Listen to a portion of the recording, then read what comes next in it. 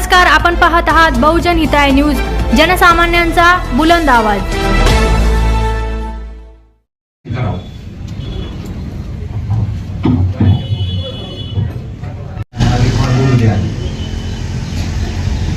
साध्या गोष्टी आहेत त्या होत नाही आणि म्हणून ते आपल्या समोर मांडतोय। इंडस्ट्रीमध्ये खूप पैसा असतो म्हणतात, तुम्ही ही सुरुवात करून दिली ते 3 मजली का 4 मजली करायचं ते आपण पहा। तुम्हाला प्लॅनिंग मध्ये मी सांगावं इतकं ज्ञान माझं नाही। खूप मोठा विचार कालच्या विश्वकर्मा जयंतीच्या वेळेला केला। अशोक पगार यांना आम्ही खूप या विषयावरती ताणत होतो की काहीच कसं काय होत नाही आणि आज त्याचा योग आपल्यामुळे आला, मला याचा आनंद आहे। इंडस्ट्रीकडे पैसा असतो ते आता मी कशाला सांगू तुम्हाला, आमचे भगवानराव नेहमी सांगतात आम्हाला। हो एक मागणी पहिली अशी, आपण ओबीसी खात्याचे मंत्री आहात आणि बहुतेक बलुतेदार ओबीसी मध्ये येतात। ही मागणी अनेक वर्षाची जुनी आहे, खूप जुनी आहे। ज्यावेळेला खूप पाऊस होतो, पिकं नष्ट होतात, त्यावेळेला शेतकऱ्यांना आपण मदत जाहीर करतात, सरकार जाहीर करतं आणि अनेक वर्षापासून करतं। ते केलं पाहिजे, सरकारची जबाबदारी। पण त्याच वेळेला बलुतेदारांना बलुतं मिळत नाही, आलुतेदारांना आलुतं मिळत नाही आणि म्हणून अनेक वर्षापासून आम्ही मागणी करतो की ज्यावेळेला तुम्ही शेतकऱ्याला मदत घोषित करता त्यावेळेला बलुतेदाराला सुद्धा ती मदत मिळाली पाहिजे। तो गुन्हे येणार कशाच्या आधारावर? ही संख्या मोठी नाही आहे। एका गावामध्ये जास्तीत जास्त 3 किंवा 4 कुटुंब निघतील, बहुतेकांनी बलुतेदारी सोडून दिली आणि ते मजुरीमध्ये गेले जातात। त्यामुळं ग्रामीण भागामधला हा मोठा प्रश्न आहे की त्यांना नंतर खायला मिळत नाही, म्हणून या लोकांच्यासाठी आपण स्वतंत्रपणे निर्णय घेतला पाहिजे असं मला वाटतं। दुसरी बाब अशी आहे, ओबीसी खात्याचे मंत्री म्हणून आपण तातडीनं हा निर्णय घ्यावा अशी मला असं वाटतं। ज्या मुलींची लग्न होतात ओबीसीची, त्या मुली जातात मग सासरी, 10-15 वर्षानंतर त्या मुलीला सांगतात बापाच्या उत्पन्नाचं सर्टिफिकेट, आणि ही काय पद्धत आहे? म्हणजे ही मोठी विचित्र पद्धत आहे आणि म्हणून ही विचित्र पद्धत आपण आता बंद केली पाहिजे आणि त्या संदर्भातला स्वतंत्रपणे निर्णय घेतला पाहिजे। हा निर्णय यासाठी घेतला पाहिजे त्या मुलीचं जिथं लग्न झालेलं आहे तिथं त्यांनी सर्टिफिकेट काढावं, तिच्या वडिलाचं तिच्या नवऱ्याचं उत्पन्न दाखवावं। या संदर्भातला शासन स्तरावर मोठा निर्णय घेण्याची गरज असं मला वाटतं। दुसरी बाब अशी की जे बलुतेदार गावातला व्यवसाय मरणपंथाला लागला म्हणून सुतारांना, लोहारांना, नाव्यांनी, अनेक बलुतेदारांनी, 12च्या 12 बलुतेदारांनी आणि 18 आलुतेदारांनी जे नुसत्या व्यवसायावर अवलंबून होते, ज्यांना शेती नाही, ते लोक शहरात आले, वेगवेगळ्या व्यवसायात जायला लागले, तिथं अपयश यायला लागलं। त्यावेळेला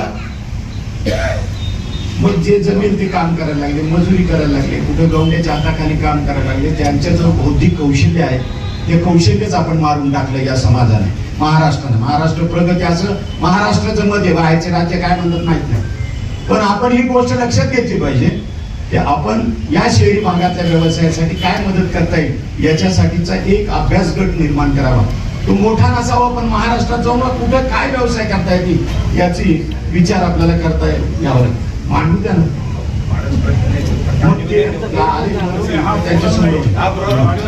दोन अजून एक आहे की तुम्ही या गोष्टी केल्या पाहिजेत। महामंडळ स्थापन केलं की आर्थिक मदत किती देणार आहे मला माहित नाही, त्यांना देणार आहेत की नाही। 50 कोटी रुपये महाराष्ट्राच्या 35-36 जिल्ह्यासाठी दिलेत, ते कुठल्या बलुतेदारापर्यंत आणि कुठल्या ओबीसी पर्यंत जाणार आहेत, या सुतारापर्यंत जाणार आहे हे मला माहित नाही। आपण या 2-4 गोष्टी अवश्य कराव्यात, कारण हे कास्ट सर्टिफिकेट आणि हा सगळा प्रकार जो आहे आणि पावसाळ्यानंतर उपासमार जी येते त्या बलुतेदारांना मदत करण्याचं काम आपण करावं, एवढीच विनंती आम्ही निमित्ताने करतो। प्रभू विश्वकर्मा भगवान की विशेष निधी अंतर्गत श्री विश्वकर्मा भगवान नंदकुमार आमचे गवळी साहेब, संतोष सापकरजी, श्रीराम तुराईजी, संजय मंत्रीजी, आमचे सहकारी अशोक पगारजी, शिवप्रसाद पगारजी आणि नेहमीच विश्वकर्माच्या सगळ्या ह्याच्यात सहकारी असलेले आमचे संजय बोराडीची ती बैठक चालू झाली आहे म्हणून ते गेले। मलाही त्या बैठकीचं ऍक्च्युली उद्घाटनच मजा होते, पण मी एकदा उद्घाटन करा मी चालू करतो आणि आमच्याकडे पक्षाच्या शिस्तीला 22 मंदिरांना आपण सभागृह देतो। यावेळेसचा निधी आपला हा टार्गेटच आहे की मंदिरांना जवळजवळ 20 लाख 30 लाख 20 लाख 30 लाख करून आपण 22 त्यातले जवळजवळ आपले 15 उद्घाटनं झाली आहेत. नंदूभाऊ बाकीचे मी करू. शेवटी तुम्ही सर्व हिंदू जनता पाठीमागे माझ्या होती म्हणूनच मी पुस्तकांना सगळ्या हिंदू जनतेचा मला आशीर्वाद होता. त्यामुळेच मी त्या हिरव्या सापाला ठेचू शकलो.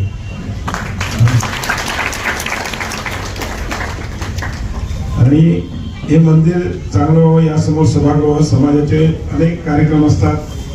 समाजाच्या कार्यक्रमाला आपल्याला एकत्र यायचं असते त्यावेळेस एक चांगलं सभागृह व्हावं त्या उद्दिष्ट ठेवून त्यात आम्ही 20 लाखाचं आमचं टार्गेट असते अशोकराव.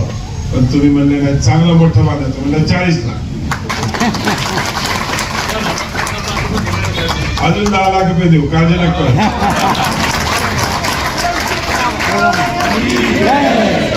भगवान की आपले राहिले पाहिजे. आपल्याला राजमाता अहिल्याबाई होळकरांनी काय शिकवलं की आपले हिंदूंची मंदिरं सुरक्षित राहिले पाहिजेत चांगले राहिले पाहिजेत. त्या हिशोबाने आपण मी जवळजवळ शहरातले माझ्या मतदारसंघातल्या 22 मंदिरांसाठी भास्कर साहेब आहे ना तुमच्या तिकडे झालं ना का नाही झाला आला मग करू असं नाही. पण तुमच्याकडे एक हॉल दिला मी एक हॉल दिला तुम्हाला. हा तुम्ही असं नका चुकीचं सांगू नका 4 लोकांमध्ये. एक हॉल दिला तुम्हाला दुसरा हॉल पाहिजे म्हणून तुम्ही आले असं. हा माझी एवढी मेमरी हा मी जोरात कामं केलेली आहे माझ्या निधीतून वेगळ्या वेगळ्या. त्याच्यामुळे मला सगळं लक्षात राहते. 135 कोटीचा हिशोब मी सांगू शकतो. माझी मेमरी तेवढीच ती माझी पूर्वी नाही बरोबर ना नंदू. म्हणून मी त्यांना सांगितलं दिला एक हॉल दुसरा द्यायचा आहे नक्की देऊ. फक्त माझा एकच म्हणणं असते की NOC आणण्याकरता जी मेहनत असते ससूजी काय असते काही ठिकाणी जागेचं मालकी हक्क त्याचं चॅरिटी कमिशनर कडून परमिशन असे हे सगळे विषय असतात. आता आम्ही जे 22 मंदिरं दिले त्याच्यातले आमचे 18 मंदिरं क्लिअर झाली. 4 मंदिरामध्ये काही ठिकाणी लोकल ट्रस्टीचा विषय असतो काही ठिकाणी जागेचे कागद नसतात अशा अनेक अडचणी येत असतात. त्याच्यामुळे त्या आम्ही दूर केल्या तर नक्कीच सगळीकडे आम्ही आज सभागृह देत आहोत. आणि या शहरामध्ये हिंदू सगळे आपले नागरिक एकत्र यायला पाहिजे. सार्वजनिक कार्यक्रम आपले जे समाजाचे कार्यक्रम असतात ते एकत्र आपण करता आले पाहिजे हा त्याच्यामधला उद्दिष्ट आहे. आत्ताच दरेकर साहेबांनी सांगितलं की मुलांना राहण्याकरता दरेकर साहेब मी पहिला ओबीसीचा मंत्री आहे ज्याने 36 जिल्ह्यामध्ये 72 हॉस्टेल सुरू केले. एक मुलांचं एक मुलींचं 100 मुलं 100 मुली.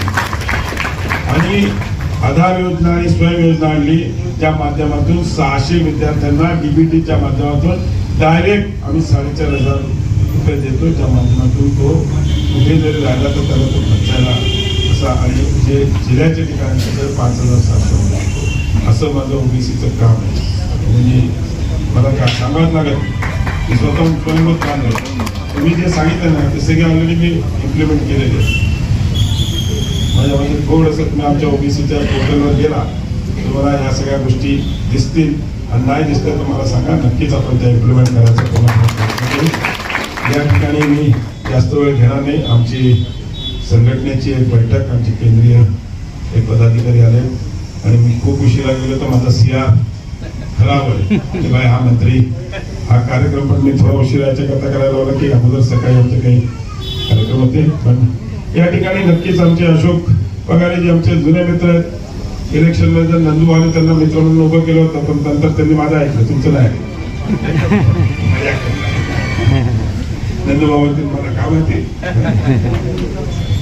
अशोकराव आमचे जुने मित्र आहेत. माझ्या मी पहिल्या वेळेस ज्यावेळेस अध्यक्ष झालो त्यावेळेस माझ्या पहिल्या टीम मध्ये ते सहकारी होते माझे.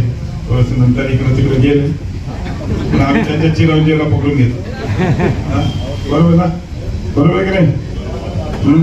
म्हणलं शिवप्रसाद को तो अशोकराव खुद आहे. पण या मजाक नाही. अशोकराव मनापासून आमच्या बरोबर नेहमीच आणि समाजासाठी नेहमीच काही ना काही काम केलं पाहिजे हा त्याचा उद्दिष्ट असतो. आणि आजही तिकडे हे म्हणता अशोकराव काळजी करू नका, तुम्ही परमिशन आणली, मी अजूनही निधी देईन, मला काहीच प्रॉब्लेम नसतो निधी. आणि पुन्हा एकदा विश्वकर्मा भगवान की आणि आपल्या सगळ्यांना शुभेच्छा देऊन थांबतो. धन्यवाद. जय हिंद, जय महाराष्ट्र. अतुल साहेबांचा मी धन्यवाद देतो त्यांना की त्यांनी आपला शब्द पूर्ण केला. कारण समाजात विश्वकर्मा भगवान की विश्वकर्मा भगवान की बोला, विश्वकर्मा भगवान की जय. अशोक बबनराव पगार, मी संस्थापक अध्यक्ष श्री विश्वकर्मा चॅरिटेबल ट्रस्टचा आहे. ह्या ठिकाणी श्री विश्वकर्मा भवन सभागृहाचं उद्घाटन आत्ताच आदरणीय अतुलजी सावे ओबीसी मंत्री यांच्या हस्ते झालेले आहे. या कामासाठी 40 लाख रुपयाचा निधी त्या सभागृहासाठी अतुल सावे साहेबांना दिलेले आहे. या कार्यक्रमाला नंदकुमार घोडवडे, प्रल्हादजी लुलेकर, सुसो खंडाळकर आणि समाज बांधव आणि पदाधिकारी त्या ठिकाणी आज मोठ्या संख्येने आणि भजी मंडळी उपस्थित होते. या समाजाची मागणी आहे की रँकी आयोग लागू करा किंवा ओबीसी मध्ये वर्गीकरण करा. कारण की हे जाती 18 पट जातीपैकी ह्या छोट्या छोट्या जाती आहे, ज्यांचा नगरसेवक नाही, ज्यांचा आमदार नाही, ज्यांचा खासदार नाही. तर मला सर्व पक्षांना एकच विनंती आहे की 9% असणारा हा विश्वकर्मा समाजाला राजकारणामध्ये भागीदारी द्यायला पाहिजे आणि ओबीसी मध्येही आरक्षण दिलेलं पाहिजे. आज ओबीसीची जनगणना सरकारने जाहीर केलेली आहे. तर मी या जनगणनेचं स्वागत करतो आणि ओबीसीची जनगणना करताना विश्वकर्मा समाजाने आपल्या स्वतःच्या जातीच्या पाठीमागे विश्वकर्मा लावायला पाहिजे. कारण की कॅम्प्युटरवर विश्वकर्मा बटन दाबलं तर या शहरामध्ये विश्वकर्मा समाज किती आहे हे राजकीय लोकांना कळतं आणि राजकीय लोकांना कळल्यानंतर या समाजाला यांच्याकडे लक्ष देतात. पण 70 वर्षापासून या समाजाकडे लक्ष दिलं नाही. या समाजाची परिस्थिती अतिशय ग्रामीण भागामध्ये गंभीर बिकट बनलेली आहे. या समाजाचं स्तर कधी उंचावायचं असेल तर यांना आर्थिक, शैक्षणिक आणि राजकीय हे आरक्षण मिळालं पाहिजे. ही सर्व विश्वकर्मा समाज बांधवाची मागणी आहे. आगे बढ़ो, हम तुम्हारे साथ हैं. अशोकराव पगार तुम आगे बढ़ो, हम तुम्हारे साथ हैं. पगार साहेब पुढे व्हा, आम्ही तुमच्या पाठीमागे आगे बढ़ो, हम तुम्हारे साथ हैं.